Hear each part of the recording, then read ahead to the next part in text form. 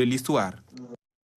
L'histoire de Thiaroye 44 comporte encore trop de zones d'ombre. Plus de 8 décennies après, connaître ce qui s'est réellement passé participe d'un devoir assumé de mémoire.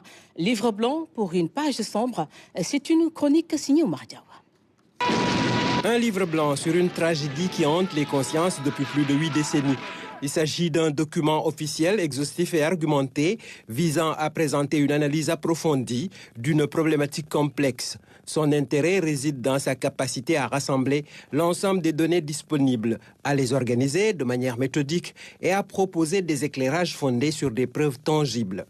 Instrument de transparence, le livre blanc constitue une référence essentielle pour comprendre, témoigner et transmettre. Thiaroye 44 demeure enveloppé d'ombre et de mystères, résistant aux recherches, aux œuvres cinématographiques, aux commémorations répétées.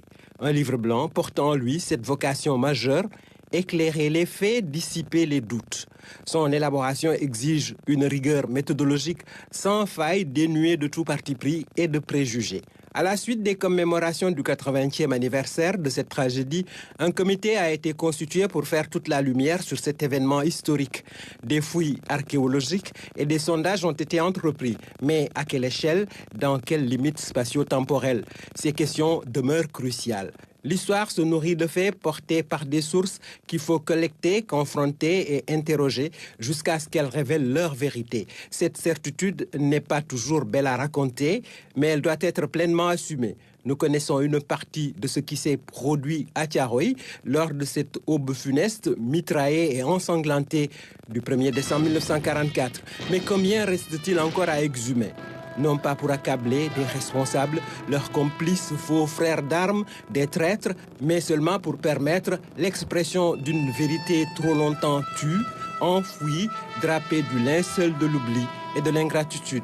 Car seule la vérité, qui ne peut être double, peut libérer la mémoire collective et honorer dignement ceux qui ont été sacrifiés ce jour-là.